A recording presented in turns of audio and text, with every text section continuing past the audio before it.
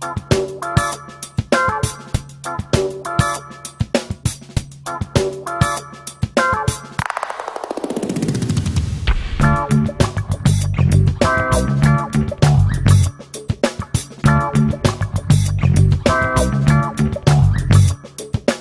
这一组当中获奖的有国际企业家专业研究院副主席兼院长欧阳颂明，庆阳市喜来宾酒店总经理李秀明，上海精顿科技经济信息有限公司董事长罗元德，广州市百顿商贸有限公司总经理郑卫红，苏州市百威特铸造厂厂长金海荣，北京师范大学国家大学科技园建设管理中心主任金雅玲，兰州锦江玫瑰生物科技有限公司董事长施孝昌，广州市虎头电池集团有限公司董事长胡守斌，四川省高宇集团有限公司董事长胡成高，北京市土肥工作站站长赵永志，北京未来巨人投资咨询有限公司执行董事徐东胜，河南省进口物资公共保税中心有限公司总经理徐平，北京一众联创电气科技有限公司总经理吴义红。好，祝贺各位，有请获奖代表上台领奖。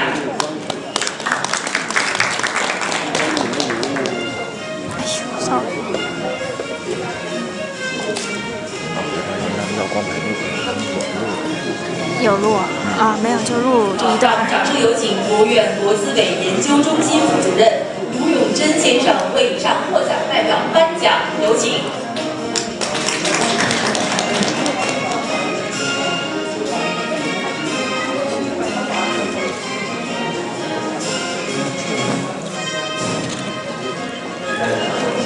注意到咱们李中部长坐在台下，一直非常欣慰地看着一排又一排的领奖人到自己面前，因为李部长是很多年帮我们的企业，一会儿我们听听李部长有什么想法。对，是的，我觉得李中部长讲两句。对，做了一个非常好的演讲，高质量的演讲，对，解读工业化是中国未来的经济发展基础和核心。是的，我们企业的领导看到这么多的企业。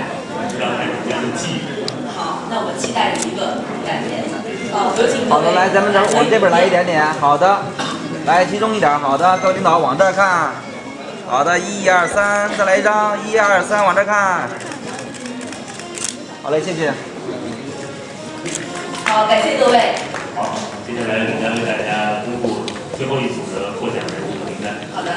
天津市沃兰进出口有限公司董事长翁宇华，昆明伟工水电工程技术咨询有限公司总经理。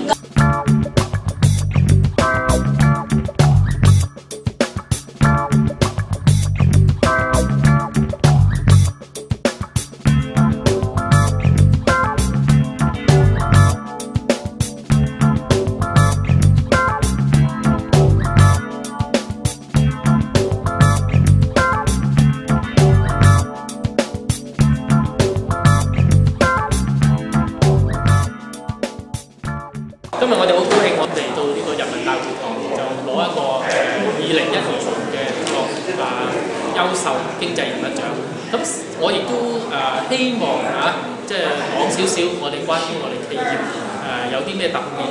咁而企業家咧，好多時咧，好多人咧都會問，究竟咩叫企業家？咁經常都會有個字叫 entrepreneur。咁 entrepreneur 係點解咧 ？Entre 其實咧就係一個法文嚟嘅，咁有一個意思咧，英文就係 enter， 咁嘅意思即係進入啦。咁至於咧法文咧一個 preview 亦都係我哋成日講 take， 英文嘅 take， 即係話咧攞到受益嘅意思。咁英文咧就係好似我哋講 intermediate， 即係話中介人咁解。咁究竟呢個 entrepreneur 企業家究竟係點嚟嘅咧名詞？咁其實咧我哋最早期咧就係一個法國嘅經濟學家詹四，佢就話咩咧？佢話企業家咧就係可以轉移我哋講一啲低產值嘅經濟資源 （economic resources） 去一啲高生產力嘅領域。我哋講中式嘅 high productivity 嘅獲得最大嘅效益。咁至於我哋講究竟企業家同創業者有咩唔同咧？咁其實咧喺有啲我哋成日講有兩個比較出名嘅，一個 Lomsky 同埋一個 Simber， 佢哋咧都講過佢嘅定義。企業家咧係一個都係為咗我哋得到利益成長啦，同埋咧可以俾機會一啲結合一啲資源就對一啲唔確定性嘅風險一啲 risk 創造一啲機會，可以產生一啲商業嘅活動。咁至於我哋成日講，究竟1976年咧，就有一個我哋成日講諾貝爾得獎嘅，就叫做阿 Freeman 費德曼或者我哋叫做，咁佢就曾經講過，企業家咧係要喺一個符合經濟遊戲規則之下，咁對於啲生產資源提高呢個高利潤互動亦就係需要公平、公開、自由競爭，唔可以有欺瞞、欺詐嘅喎。咁至於我哋講咗咁多啦，咁我亦都做過好多訪問，好多企業家成功嘅例子，好似剛剛我都見過好多喺呢度攞到獎嘅一啲，咁我亦都同佢哋歸納咗，基本上咧我哋可以參考下，大家分享下。有一個叫11+4+7，咁你可以調轉講4+7同11咧係 OK。咁我哋睇睇啦，咁企業家11個特性係咩咧？咁第一個，咁我哋就講創業創業願望係意志力。咁當然你要有願望，你先會真係做到嘢啦。意志力就話你係咪可以繼續去做到嘢？咁第二咧就係我哋究竟選擇適當嘅風險。適當嘅風險意思咩咧？就係話究竟個 risk 有時你嘅承受能力有幾多？咁所以呢個亦都好重要。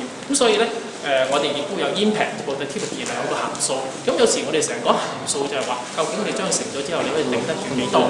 咁至於我哋成日講，究竟我哋點樣計算咧？咁第三咧就係我哋講呢個成功嘅信心啦。咁信心我諗係人都會有㗎啦。咁至於第四就自信，有個 self-reliance 啦。咁第五就堅忍毅力咁堅忍毅力我諗每個成功嘅多數都有㗎啦。立即揭曉答案願望，咁呢個亦都好多人都想，因為好多人都比較性格，咁所以咧企業家都有呢個特質。第七就高層次嘅能量第八就係競爭，第九係未來嘅走向，第十係組織嘅能力。咁第11咧就超乎金錢成就價值，有時你可能為咗個名譽一個 esteem 或者一個叫 achievement 咁所以咧呢個就係好多人嘅價值觀唔同啦。好啦，講完第11個嘅問題啦，或者一啲歸納，我哋講第4啦，4係代表咩咧？就係企業家4個條件。咁4個條件係咩？第一，高規格嘅承諾，一個 commitment。咁第二咧就處理一啲我哋模棱兩可嘅時候，究竟個寬容度，你可以點樣去寬鬆去接受呢啲嘢咧？咁第三我諗好多人都會啦，好 flexibility，企業家通常都會有靈活度㗎啦。第四，堅毅不拔嘅特質，因為呢樣嘢咧，當你要決定做，你就一定做到尾為止。好啦，講完4咯喎，咁我哋最後7個建議，究竟點為之成功咧？咁第一咧就了解你嘅事業，究竟你做咩事業？第二就係準備同埋撰寫，我想我知道 ，I think with I know 嘅企業經營計劃，好多時即係一個 business plan 咁第三就係你個管理財務資源。咁第四咧就係了解財務嘅說明書，因為你要識睇錢啊嘛，揸住份報表你識睇先得。第五就學習有效地管理呢個員工，識管理員工。咁第六咧就係等你嘅企業離開呢啲競爭。咁當然咧，如果你做南海嘅一啲 ocean strategy 就最好啦。咁第7最後就讓你自己心智能力做到更好。咁呢個亦都係好多人就係講過 EQ 同埋你本身嘅能力。好啦，咁當我哋講晒呢個11+4+7之後咧，咁有時咧我哋企業家咧好多人都會問我，佢話究竟成日講 VC， 點解連好多企業家都揾一啲 VC 幫我哋咧？咁同埋 VC 就有一個我哋講叫創業投資，就 venture capital 嘅定義。咁裏邊咧有啲咩咧？好似我哋成日講發展組織 OECD 咧，就曾經講過創業投資咧，佢就會係投資係一啲高科技嘅知識為基礎嘅生產經營技術。